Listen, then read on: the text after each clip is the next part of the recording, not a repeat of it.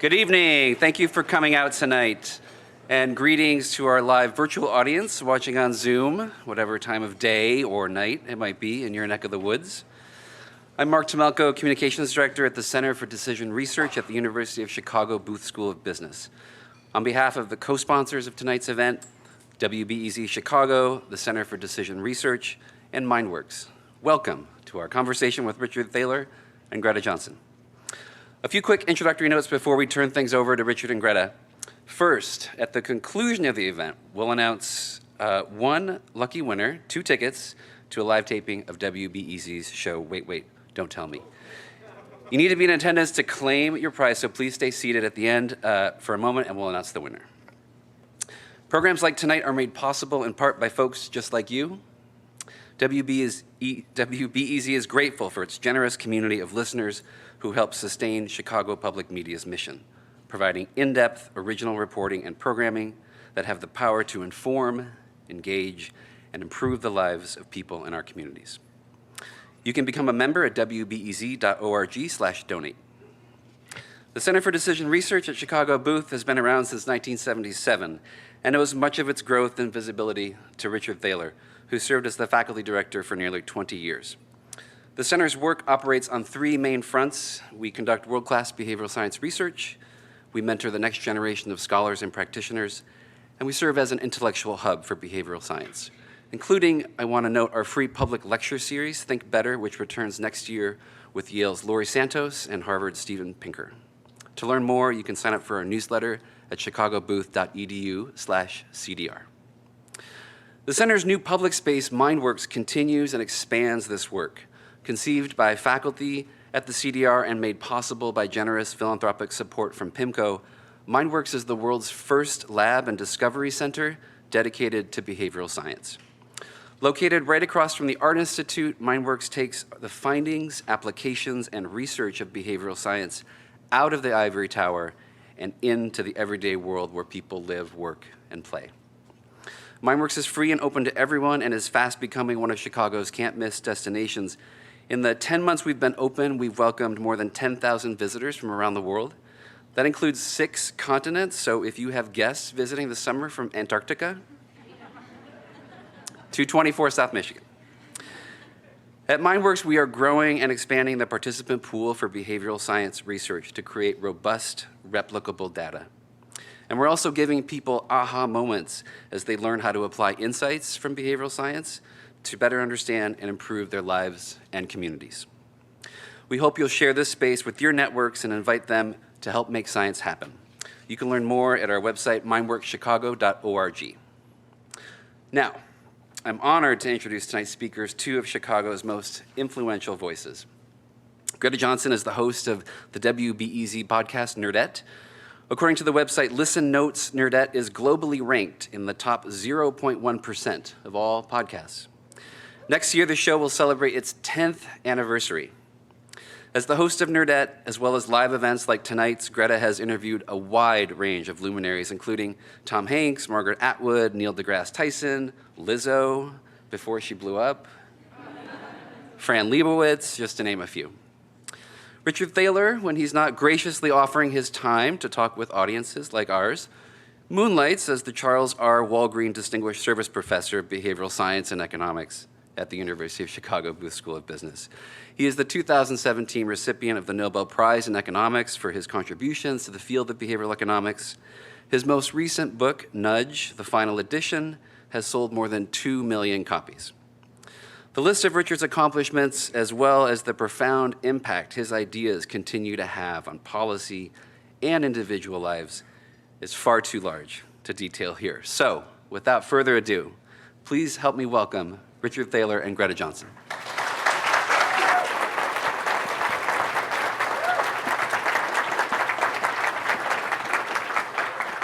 Want me here? Hi, everyone. Thank you so much for coming. Can you hear me okay? Yay, this is super exciting. So, Richard, hi. Hey, Thank you Greta. for taking the time to do this. I think it's going to be a good one. Yeah, I think so. I wanted to thank Mark for mentioning where you can donate to WBEZ. Just so y'all know, we are starting our summer pledge drive in just a couple of days. So if you need a reminder of that phone number, Oh, it's 888-915-9239. So, Richard, we collected questions from people in attendance here and also online ahead of time. So I've kind of peppered those through our conversation. And I thought we would start with one from Leo in Lincoln Park here in Chicago. Leo wanted to know, what would you say is the difference between the interpretations of psychology and behavioral economics? Well, behavioral economics is just economists stealing from psychology. So,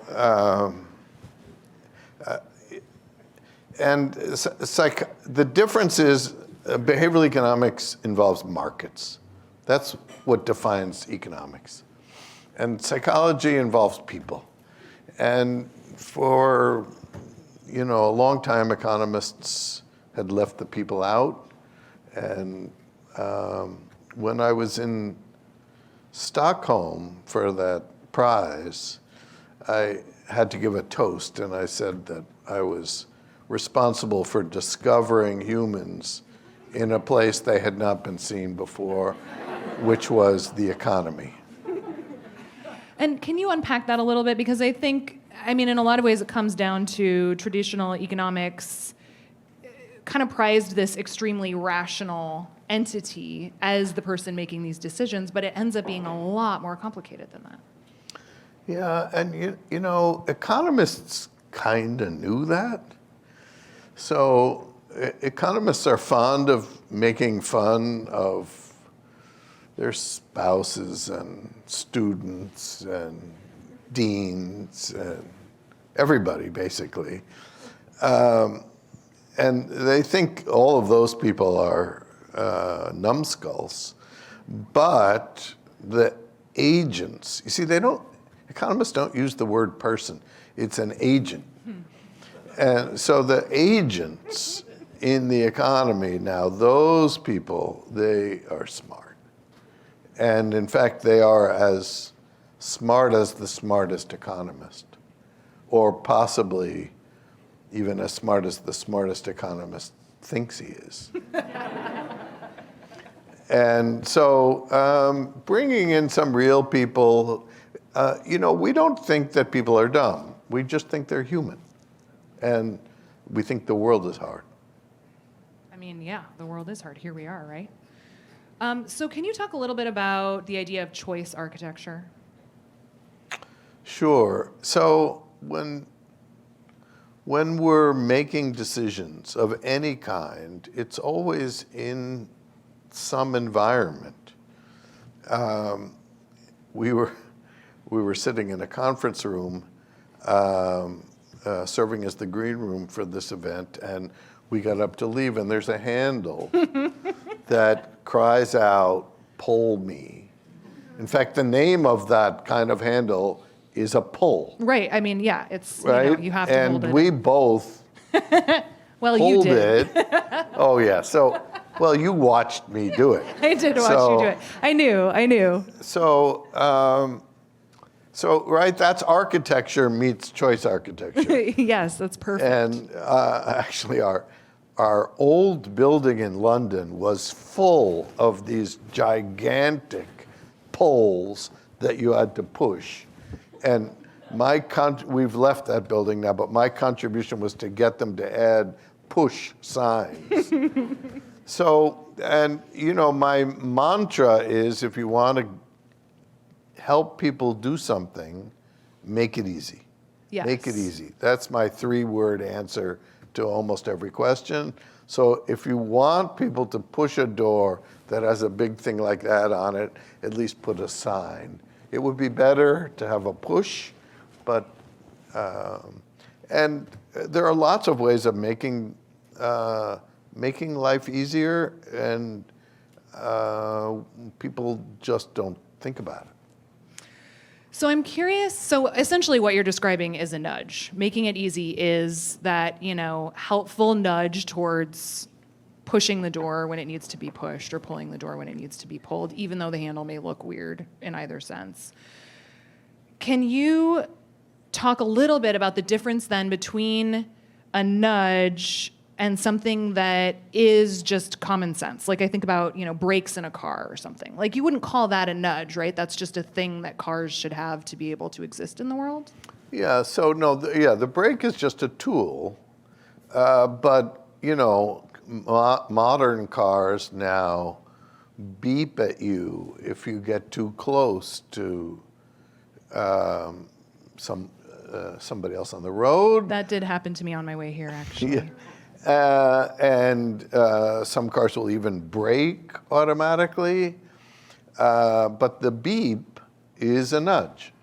And we've had those for a long time.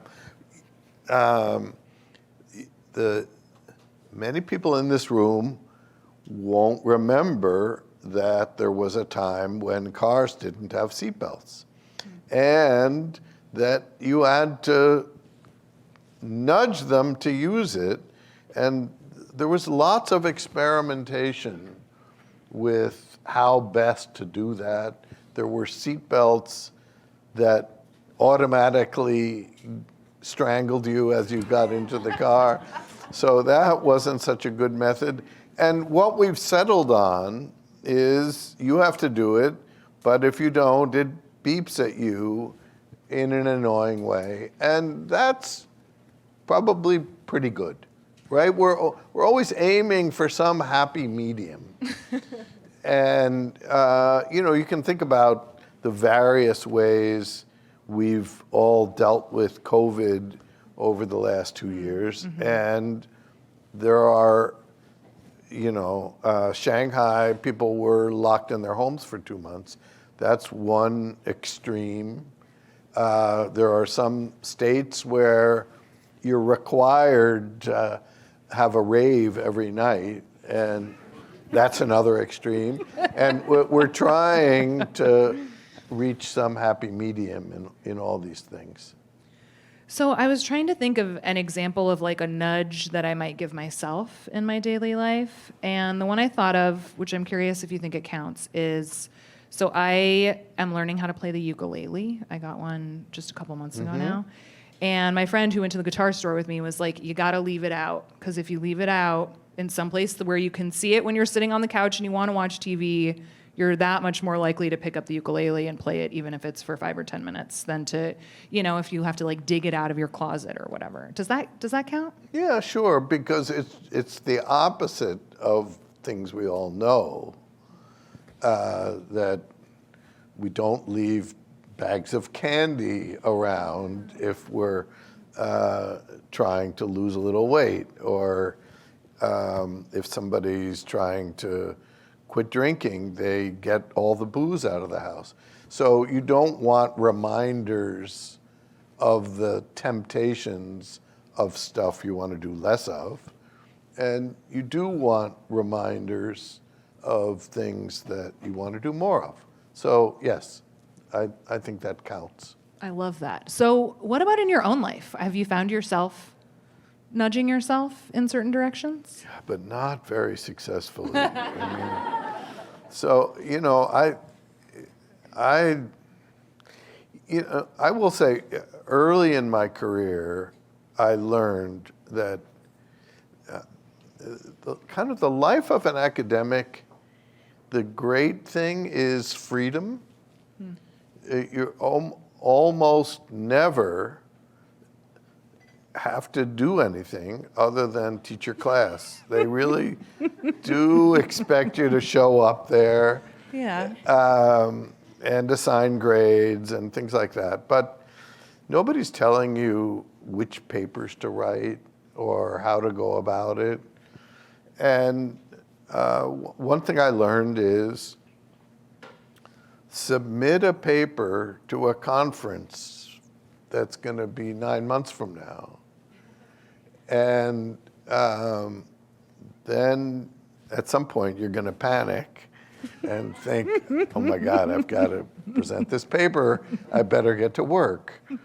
So, and again, it's just like the flip side. What I now know is never accept an invitation to any conference 9 months from now, because there's the what we call the empty calendar illusion. Yep. It's funny you say that, because that happened for me with this tonight. When I was asked, I can't remember how, but I was like, oh yeah, June 7th, like great. Yeah, I'd be happy to do it. That sounds really interesting. When Amy trapped me into doing it. There was nothing on my calendar this week. Right, yeah. And the meeting this afternoon with a PhD student who's defending next week, that wasn't on my calendar. And we nudge ourselves all the time and the people around us, and we gradually learn to cope with, we have calendar reminders, and now people know that if it doesn't get on my calendar, I'm gonna forget it. Well, I do love, I know like there's something really helpful, at least for me, about the anxiety before a deadline as well. Like that's an important part of the process, is the like, oh God, I said I would, I have to interview this person at 11:30 tomorrow morning. I haven't done the prep yet. When am I gonna start doing the prep? Like once I get just anxious enough, then I'll probably start, and it'll be really efficient once I do. Yeah, so you need a little of that.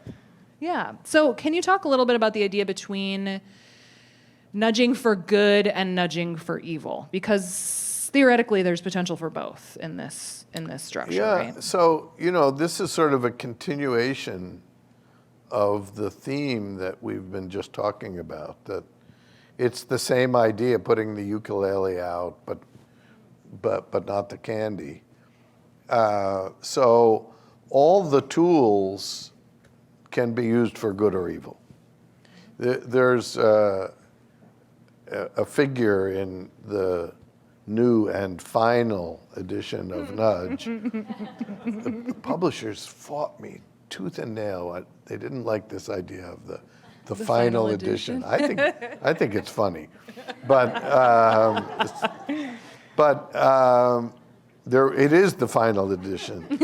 My co-author is confused on this front, but it is the final edition. But we have a ballot from when Adolf Hitler was running for whatever his title was, and there was a Hitler and a big yes, and then I think maybe nothing else, or a tiny little no. So, that's a pretty powerful nudge, and not necessarily for good. So a few years ago, I coined the term sludge for evil nudging. And I think this is the first scientific term that was coined on Twitter. And so it's spelled #sludge. And my pet bit of sludge is organizations, and thankfully this does not include WBEZ, that make it easy for you to subscribe, like during your pledge drive, but then difficult to unsubscribe. And that includes some of my favorite news sources. Here's a trick. If you want to unsubscribe to any magazine or newspaper, change your address to California. Really? Just change your address to California on their website. Oh, I see. Oh, yeah. Because California passed a law saying you have to be able to unsubscribe the way you subscribe. Wow. So there's a little life hack. I've been trying to convince several newspapers to change this policy, but it's profitable. Gyms are notorious for making it difficult. I heard about one gym in the middle of the pandemic that was requiring people to come to the gym in person to fill out some forms to leave. So that's sludge. And there are all kinds of nasty business practices that are profitable, at least in the short run, but I think are inappropriate. And I try to, you don't run your students' lives after they graduate or even before, but I try to encourage people to run a business that people will want to stay involved in, and let them be free to leave. So I'm sure if you join WBEZ next week and then hear this interview the following week and say, I want to get out of that, it will be easy to do so. So here's a question from Ben in Singapore. Ben wanted to know, do you believe that unhealthy nudges created by companies that unconsciously push the user to make bad decisions, which we could call sludge in this context, should be outlawed? Yeah, I mean, that's a good question, Ben. God, a question from Singapore. This is, we're reaching. There's someone in Finland, too, later on. It's great. So, the idea for Nudge, the idea for the book and for the concept was that let's see how much we can improve the world without requiring anyone to do anything. And now, that's not to say we should limit ourselves to nudges. Okay.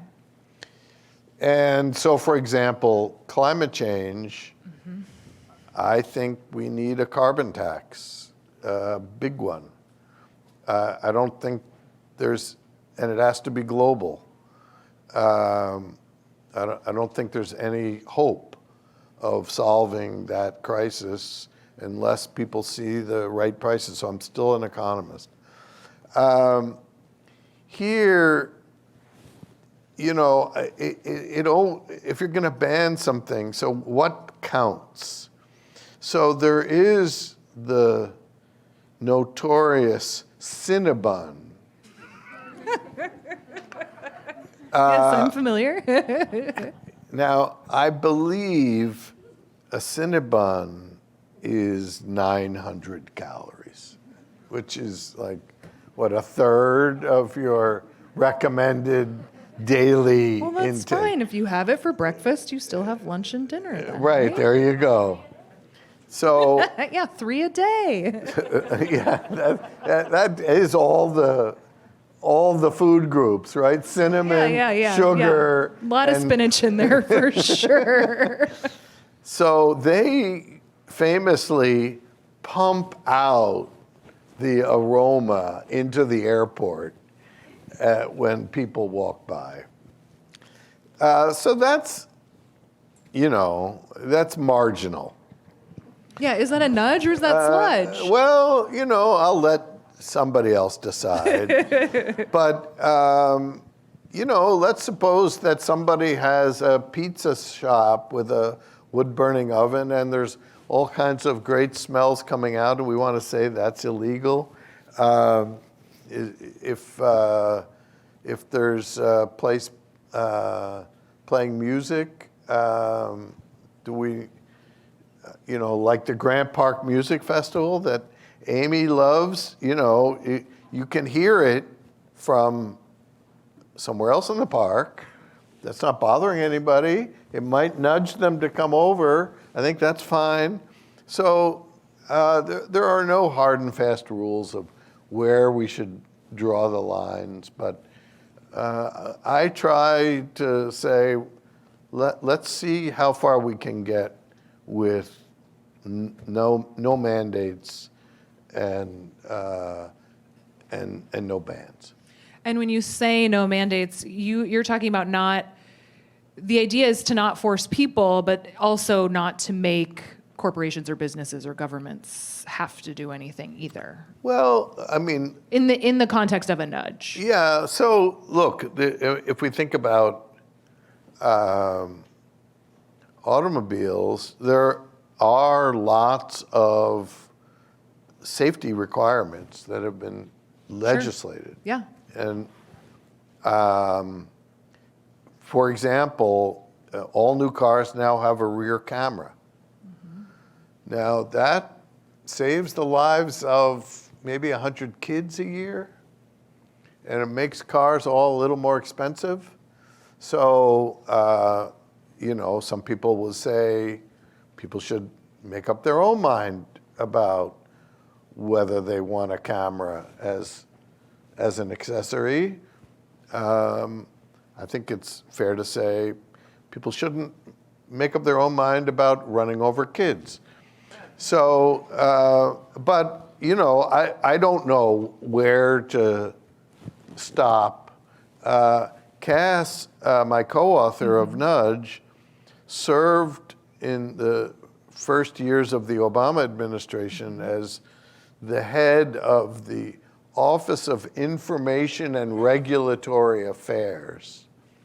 President Obama had a different job in mind for Cass. And Cass said, well, Mr. President, what I would really like is to be the director of OIRA. And Obama was new to the job and said, what's that? But it's the most important job you've never heard of in Washington. Every new regulation has to get a stamp of approval from that office. So lots of these rules, Cass and the other people who have had that job are sort of controlling, and one administration versus another will set different bars, but I'm not saying there should be no rules and no mandates, but when necessary, we should do it. So you got to some of John in Chicago's question, but there's a little more to it that I think is pretty interesting. So we're going to do it. John says the world is facing incredibly urgent challenges: wars, famine, climate change, and in the US, mass shootings. Can Nudge offer solutions to these complex yet pressing issues, or are we limited in applying behavioral economics to the micro level at personal decisions like choices on 401k savings and organ donation? It's a big question. So I think nudge is part of the answer to every problem and not the complete answer to any problem. And if we take climate change, like I was saying, I think we should have a carbon tax. Sweden has one, and it's worked wonders, and it has not ruined their economy. California sort of has one, and same goes. There are nudges that can help. When you get your electric bill and they tell you how much your bill is compared to your neighbor's, that reduces utilization about 2 or 3%. So is that going to get us to net zero? No. But, we mentioned this in the book, as President Obama used to say, better is good. Yeah, yeah. So if we get 2% here, 2% there, that all helps. And, on guns,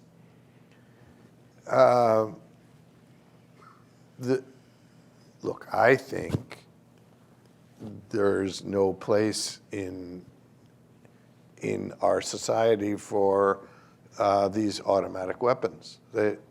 They're only designed to kill people. And,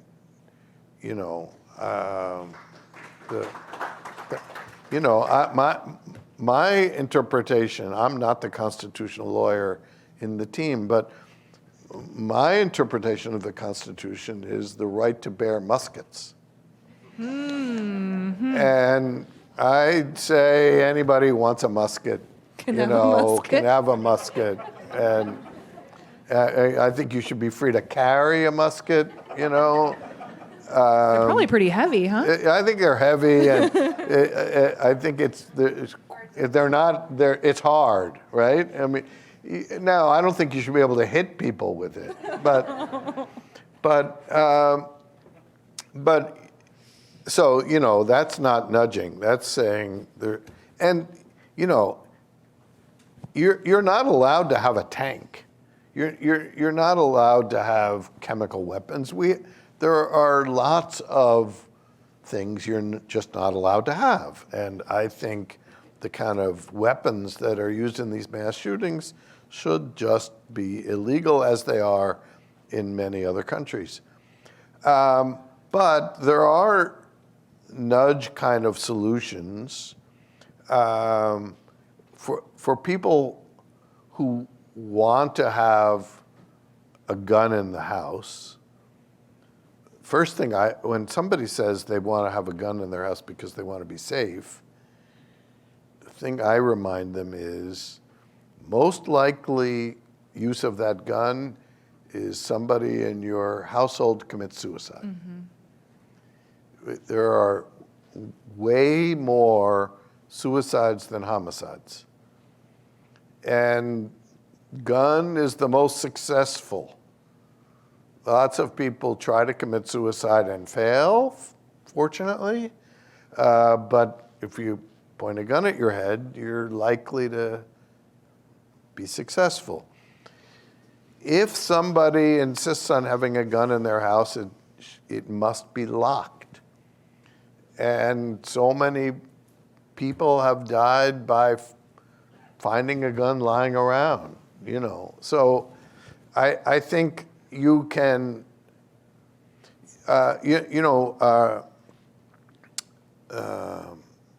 there's a professor in the Harris School, Jens Ludwig, who has done some research, some with Sendhil Mullainathan, who's part of our group.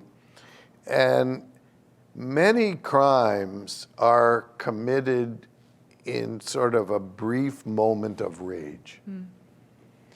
And if we can just slow people down a little bit and not have a weapon handy, they will do less harm. So yes, we should ban some things, and we should make it harder, make it as hard as we can. Let's add a bunch of sludge to the process of buying a gun, especially a big gun.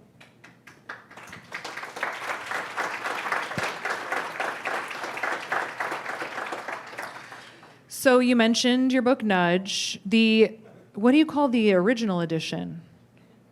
The incomplete, the non-final edition? Yeah, the incipient edition, the imperfect edition. The somewhat wrong, somewhat out of date. We had what we thought was a brilliant solution to the problem of same-sex marriage, which was. Well, and let's start and just say, so this came out in 2009, the imperfect edition. The imperfect edition and, came out in 2009. A lot has changed in the world. A lot has changed. Since 2009. Yeah, Fair so, to say. our solution was clever, but just making it legal, that was better. So I don't think that chapter really, we needed anymore. And there was other stuff that, this was our pandemic project. The publisher just wanted to come out with some new edition, and thought maybe we would write 3 pages about COVID. And just tack it on the front and call tack it a day. on the front, and it would be new, revised, and but this was April 2020. Oh, yeah. And there No. was nothing to do. And, Cass was locked in his house in Lexington, Massachusetts. And I spent part of the year in Berkeley, and I was there, and so the fingers started working, and it's now, it's about 60% new. We never intended that to happen, but we got carried away a bit, but I'm pretty happy with it. I'm just so fascinated by that revision process, given the fact that it had already existed in the world. That's not a thing that you see happen very often with a book. Much more commonly, it's what you were describing, where, you write a new foreword and you say, things have really changed. Most of this is still relevant. You're welcome. I'm curious, was there a point at which you said, okay, if we end up revising more than 75% of this book, we're just writing a new book and calling it Nudge 2? You know what I mean? Yeah. Well, our publisher assured us that we were crazy and that they couldn't think of anyone who had been dumb enough to ever do this. So, but we added a new elephant. So, like the cover has a third elephant. There you go. Okay. And, that was a nudge, right? To say to people, it's different. This is a new one. And, Cass and I had some fights because there were chapters he was attached to. But, they say, you gotta kill your darlings. I don't know who's responsible? Is that Faulkner or somebody? Sounds like something Faulkner Some would wise say. person said you gotta so we killed a lot of darlings. So Thomas in Houston had a question about the book, which was, what, if anything, do you feel you and Cass misunderstood or didn't get correct with the final edition? Nothing. It's perfect. I mean, it is the final edition. It's the final edition. It has to be perfect. So, no, nothing. Okay, great. Well, next question. At what point is there another book about Nudge? Or I don't know. I guess I'm questioning the final edition thing. I get why you need it to be the final edition for your own sanity. Yeah. But I'm just curious. I don't know. Are you thinking about writing another book about something entirely different? No, but Cass will. Okay. He's written 5 books about Nudge, other than Nudge, and he probably has 3 in the works. So.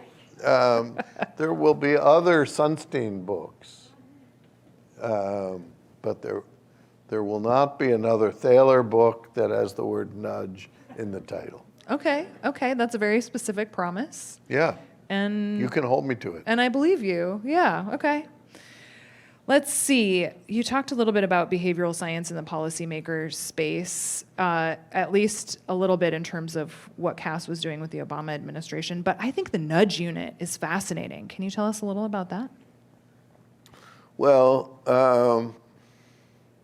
so the first one was in London, and it came about. This was when David Cameron was elected, and he was sort of a moderate conservative. Remember when we had moderate Republicans? And that's an extinct species now. But it's a moderate Tory is getting somewhat extinct as well. But anyway, he was elected, and one of the young guys working for him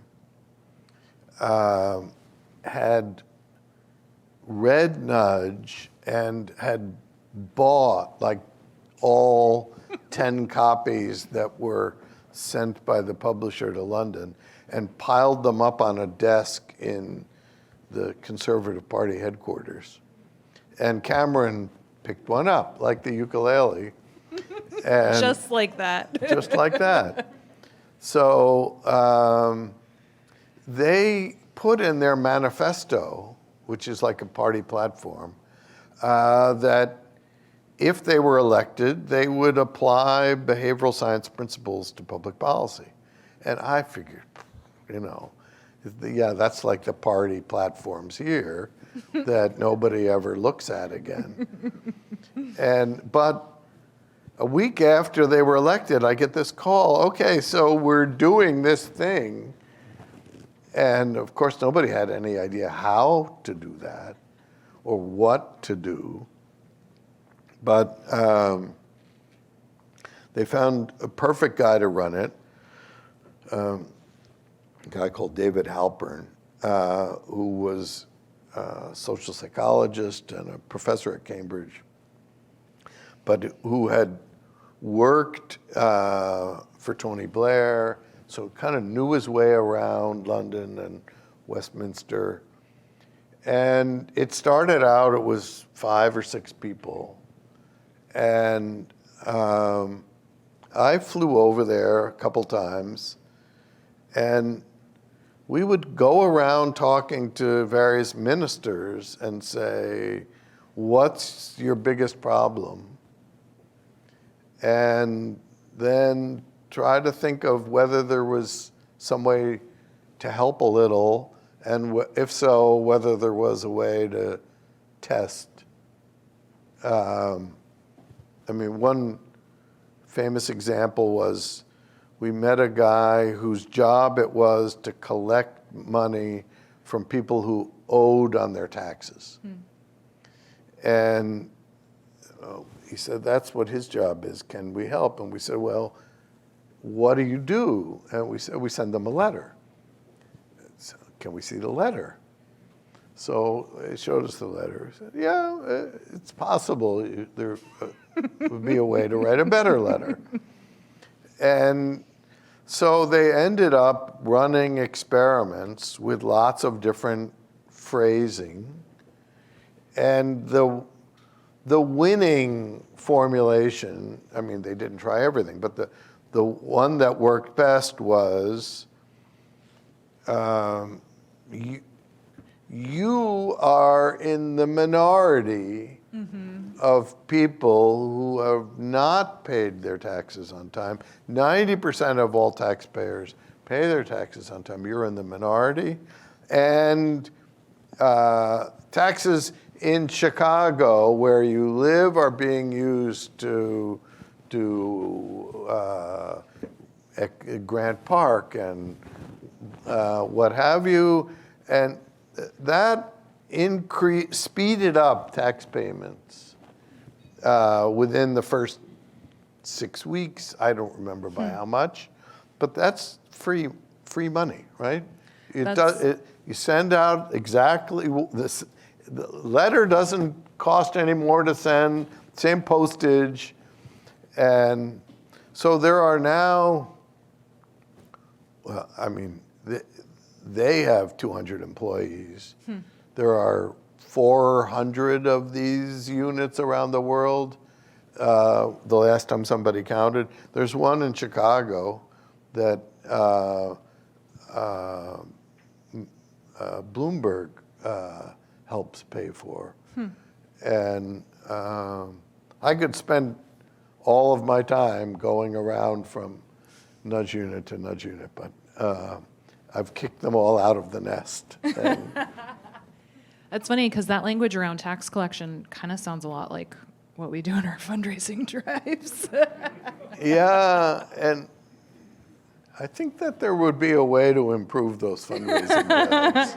Okay, let's talk about it. That's an interesting I had a one. conversation with, now I'm having a senior moment, the hidden brain guy. Oh, yes. Oh, my gosh. Now you're having, all right, what's his name? Shankar Vedantam. Thank you. So I went to Washington for some national fundraising thing and did a show with him. Oh, nice. And we talked about that. And yeah, make it easy. Yes, make it easy. Well, so the other thing that you talked about a lot in Nudge that we haven't really talked about today that I think is really important is make it fun. Absolutely. we can do a lot more of that. So, there's a clip, maybe many of you have probably seen, of a subway station in Stockholm where they installed a musical staircase. And if people go up, you make music, and it's fun. And so people walk instead of use the escalator. Now, that's not very practical, but I wrote a little piece in the New York Times about this, and I got a letter from some guy who worked in LA in an office that was on 3 levels. And so they put stuff in the stairwell, like music. There were, I think, this was back in the,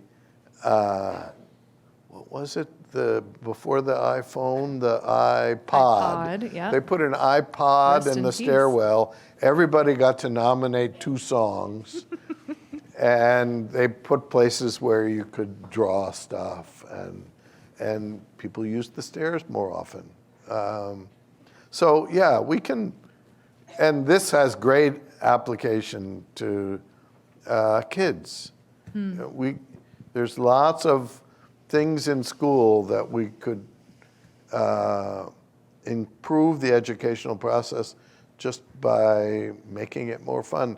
Kids will play games for an infinite number of hours as long as you don't tell them it's learning. Yeah, that's a good point.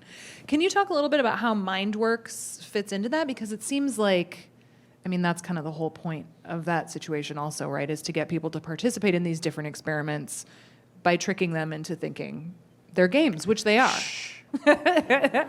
So the idea of Mindworks is to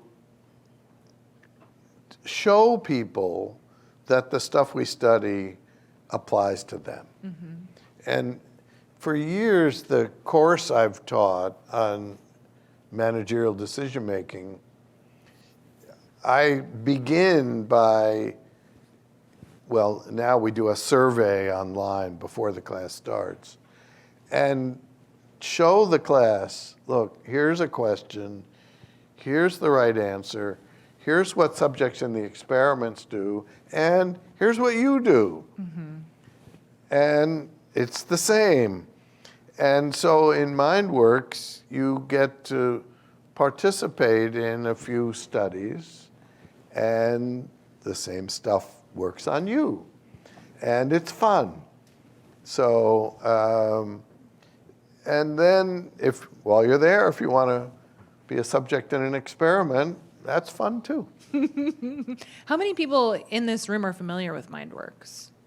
Okay, Wow. great. There are a lot of hands up. This is That's the wonderful. home crowd. Yeah, well, that makes sense. I mean, there's kind of nothing like it, right? No, there's nothing like it, and it's on Michigan Avenue. If you've heard of that street, right? Right across the street from the Art Institute, right next to Symphony Hall. So it's easy to find, and it's a fun place to visit. You mentioned starting the final edition of Nudge during the pandemic.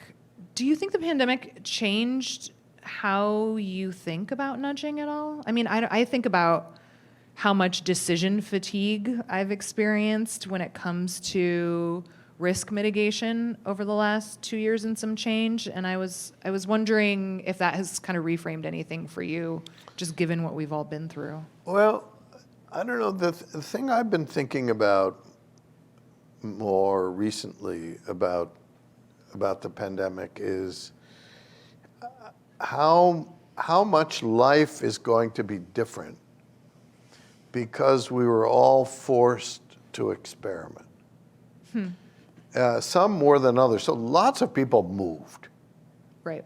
And they moved because they could or because they had to, right? So maybe they moved because a family member needed help with childcare, or they moved to Montana because all of a sudden they're working from home, and If you why- don't have to be in New York or Chicago or LA. Right, you can be anywhere. And so now lots of companies have decided they're just not going to have an office anymore. I don't think many of them would have ever come to that without being forced to try it. Now, I don't think that's for everybody. Who here liked hybrid classes? We got one hand up. One liar in the back. Well, I think there's a big difference between hybrid and either online or in person, right? You're speaking to the converted okay. on that matter. But I think now if we're going to have a conversation, I'm having. The default is you do it by Zoom. So, well, that's more human. We're going to have a lot less travel.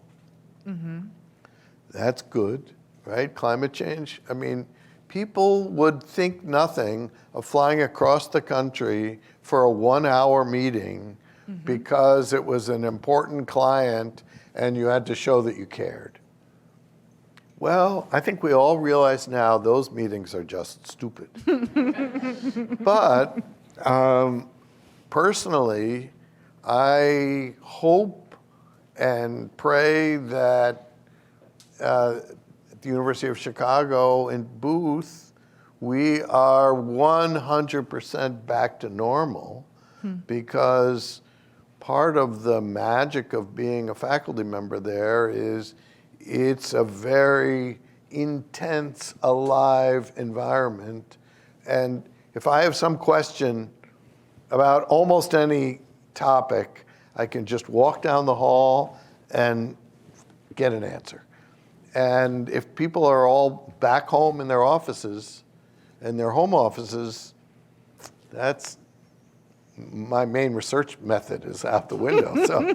So you know, I think I was saying earlier that part of the job of an academic is a lonely one, but the most fun part is talking to your colleagues and your students and interacting and brainstorming, and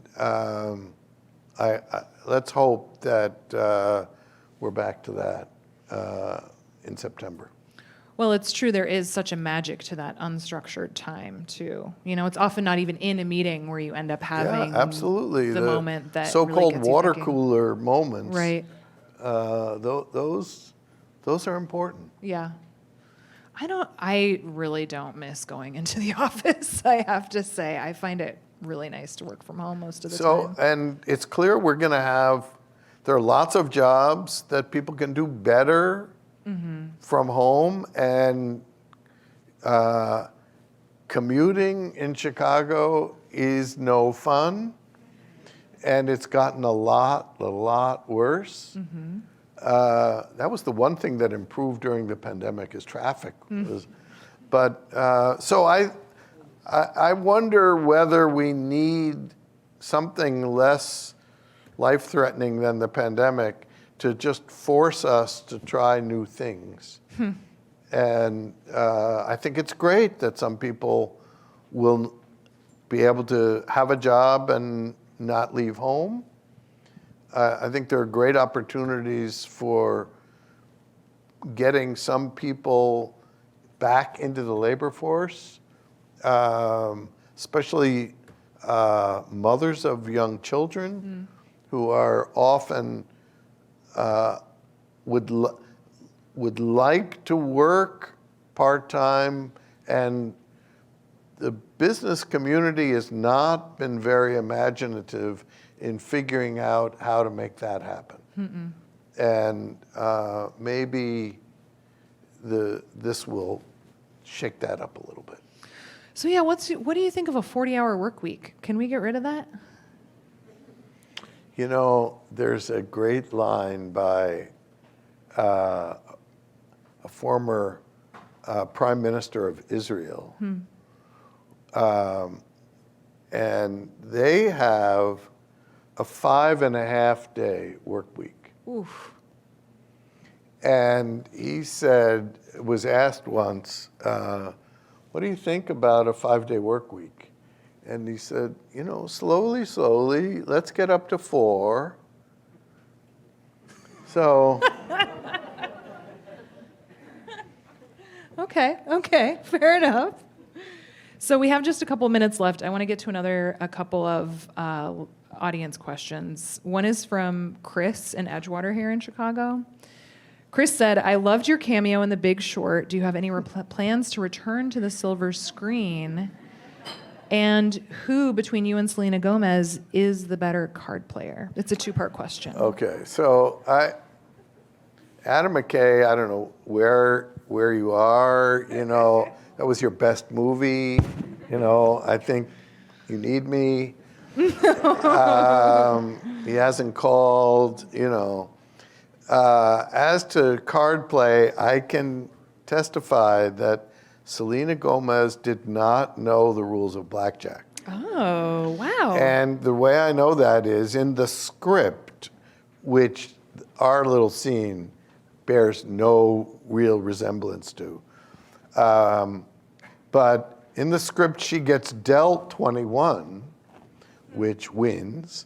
Mm-hmm. That's how that game works, yeah. She did not react. So, that was take 1. And I said, okay, Selena, I have to explain this to you. This is good. And there is a scene of us high-fiving. I should get McKay won Best Screenplay, Best Director. I think I should get the finger on the Oscar or some. So yeah, no, Selena did not know blackjack nor collateralized debt obligations, but she could memorize lines, which there I you go. couldn't. Yeah, so those are, we were a good team. It's different skill sets. Yeah, right. She's younger too. So this question is pretty specific, but I do think it's an interesting one. This is from Mike in New York. Mike says, I teach AP Economics to high school students, and much of the AP curriculum does not include anything on behavioral economics. What would you suggest as a good entry point to incorporate behavioral economics into high school economics courses? I wrote this other book called Misbehaving. Nice. I think there's a lot of stuff you could steal from that. I'll say one short thing about that, which is behavioral economics has made tremendous inroads in research and in top economics departments. So every major journal has behavioral economics papers. It has not made it into basic introductory textbooks. Why do you think that is? It's because it complicates the story. Oh, we do that in journalism too. And so 3 of my booth colleagues have an intermediate micro book and it has a behavioral economics chapter, and they've told me it's the most controversial chapter because half the students love it and half the students say, hey, wait a minute, you're telling this, because it's always the last chapter. Sure. What about all those other chapters where you had indifference curves and people were optimizing, and so it complicates the story, and so we'll have to wait for that. So to be determined then? We'll see what comes out? Yeah. People write new textbooks all the time.